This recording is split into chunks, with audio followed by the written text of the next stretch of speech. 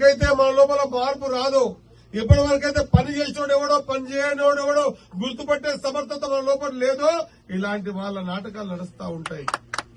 మనం గుర్తుపట్టాలి, పని చేసినోని గుర్తుపట్టి మనము చెడుపు చేయకుండా మంచి చేసినోని మంచి అనాలి, చెడు చేసినోని చెడాలి. తుదకు నేనైనా సరే తప్పు చేసి నిలబట్టి అడిగే అధికారం మీకుంది, అడగాలి.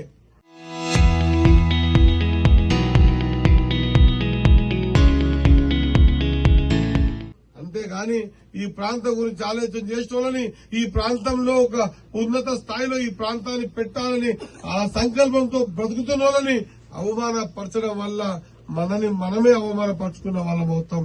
ఇది గుర్తెరిచి నడిచినాడే మనం మనుషులమవుతాం. లేకుంటే నేనంటా ఉన్నా ఖచ్చితంగా ఈ మార్పు రావాల్సిన అవసరం ఉంది. లిటరసీ కావాలా, అందరి నేను చేతులెత్తి మొక్కుతా ఉన్నా. చదువు మాత్రమే సంస్కారాన్ని ఇస్తుంది, చదువు మాత్రమే ప్రపంచాన్ని చిన్నగా నీ చేతులకు తీసుకొస్తుంది. చదువు రానోడికి ప్రపంచం చాలా పెద్దగా అనిపిస్తుంది. చదువు మాత్రమే ప్రపంచంలో ఏ విధంగా బతకాలో నేర్పిస్తుంది. మన జీవితాలు 5-6 తరాలు బానిసలాగా బతికినాం, అభివృద్ధి లేక బతికినాం.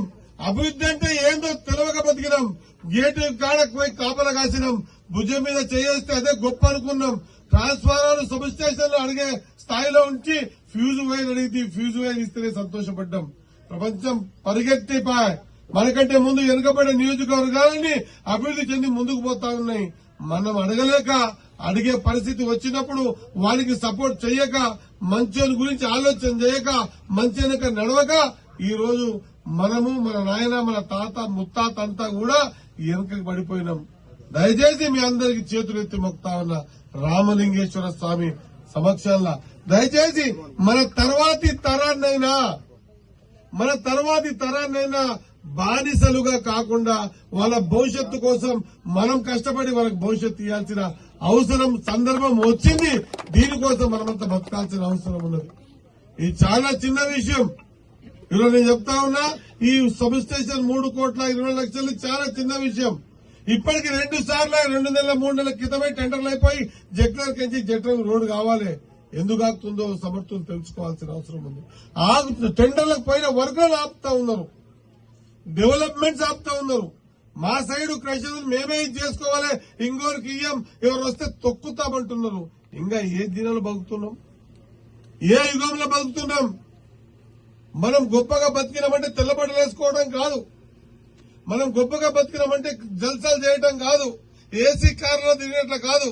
మన ప్రాంత పుడుతున్న బిడ్డకు భవిష్యత్ ఎంత ఇస్తున్నామనేటువంటి జ్ఞానంతో బతకకపోతే ఎంత బతికినా కూడా దరిద్రమే అని చెప్పి మీ అందరూ తెలియజేస్తా ఉన్నా. మన పిల్లల కోసం ఆలోచన చేయాలి. మన జీవితాలు అయిపోయినాయి. నాకు కూడా 52-53 ఏళ్ళు సగం జీవితం అయిపోయింది. తర్వాత మన పిల్లలలో ఇంకోని చేతుల కాడ, ఇంకోని గేట్ల కాడ, ఇంకోని ఆలోచన విధానం కాళ్ల కాడ కూర్చోబెట్టకుండా మనం ఏమైనా నిర్ణయాలు తీసుకుని ఆ పిల్లలకు మంచి ప్లాట్ఫామ్ ఇస్తే అప్పుడు మన జీవితం మన సార్థకత అయినట్టు. అది ఎవరికి సొయ్యలేదు. ఎందుకు మాట్లాడుతున్నారు అర్థలేదు. ఉట్కూరు లిటరసీ 42%. ఉట్కూరు లిటరసీ 42% అంటే ఎక్కడ పోవాలి, ఎట్లా బతకాలి మనం? ప్రపంచం ఎక్కడ పోతా ఉంది? ఎందుకంటే మనని కావాలని తొక్కేసారు. డెవలప్మెంట్ కాకుండా అయితే వీళ్ళు తెలివిమంతులు అవుతారేమని అభివృద్ధి కాకుండా తొక్కేసారు. ఇప్పుడు అభివృద్ధి చేసుకుంటున్నాం, అడుగడుగున ఇబ్బంది పెడుతున్నారు. కాళ్ళ కట్టెలు పెడుతున్నారు, కింద పడేస్తున్నారు. ఇంకా ఏదానికి ఒప్పుకోకపోయే వరకల్లా బటగాల్చి మీదేస్తున్నారు. ఎంత వేసినా కూడా మీ అందరి ఆశీర్వాదం ఉన్నంత వరకు, నా లోపల నా రక్తంలో డెవలప్మెంట్ చేయాలనే కసి ఉన్నంత వరకు ఇలాంటి తాటాకు సప్పుడులకు మీ తమ్ముడు శ్రీని బెదరడు అని గుర్తుపెట్టుకోవాల్సిన అవసరం ఉంది. ఆఖరికి ఒక సందర్భంలో సంపాదన కూడా ప్రయత్నం చేశారు. ఇక చావు అనేది రామలింగేశ్వర స్వామి ఇవ్వాలి. ఆయన అనుకుంటే ఆ టైంకి పోతాం. గంట ముందు పోవాలన్న అవకాశం ఉండదు, గంట తర్వాత పోతా అంటే కూడా అవకాశం ఉండదు. అది నిర్ణయం చేసేది భగవంతుడు. ఈ పిచ్చి మనుషులు ఏం నిర్ణయం చేస్తారు? ఈ చావు ప్రతిరోజు బ్రతికి చస్తా ఉంటా. ఈ చావు మీద పెద్ద జీవితం మీద ప్రేమ లేనోని, ఈ చావులకు భయపడేటోని కాదు. ఈ ప్రాంత వెనుకబాటుతనాన్ని, ఈ ప్రాంతంలో ఎన్నేళ్లు బాధలు పడ్డ బాధల్ని, ఈ ప్రాంతంలో చదువు లేని తనాన్ని, ఆర్థిక ఎదగలేని తనాన్ని, ఈ ప్రాంతంలో సౌకర్యాలు లేని తనాన్ని, ఎడ్యుకేషన్ లో ఇరిగేషన్ లో ముందుకు తీసుకుపోయేంత వరకు నా జీవితం అంతా దీనికోసం త్యాగం చేస్తా, ఎక్కడ కాంప్రమైజ్ అయ్యేదే లేదు అన్నమాట మరొకసారి గుర్తు చేస్తూ కొంత ఒక ప్రోగ్రామ్ లో నేను పార్టిసిపేట్ అయ్యేది ఉన్నది. హెడ్ క్వార్టర్ లో అందరూ వెయిట్ చేస్తా ఉన్నారు.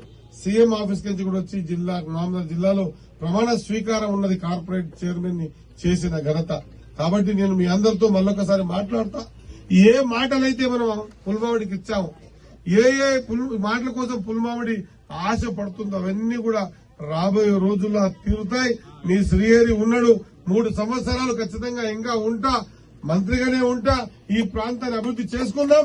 మనమందరం భవిష్యత్ తరాలకు మంచి బాటనిస్తామన్నమాట మరొకసారి గుర్తు చేస్తూ, నాకు తెచ్చినటువంటి దండ ఈడ ఉన్న యువకుల్ని కోరుతా ఉన్నా, గ్రామాధ్యక్షులు కోరుతా ఉన్నా, నేను మొక్కిన ఈ దండ రామలింగేశ్వర స్వామికి వేయవలసిందిగా కోరుకుంటూ సెలవు తీసుకుంటున్నా. ధన్యవాదాలు.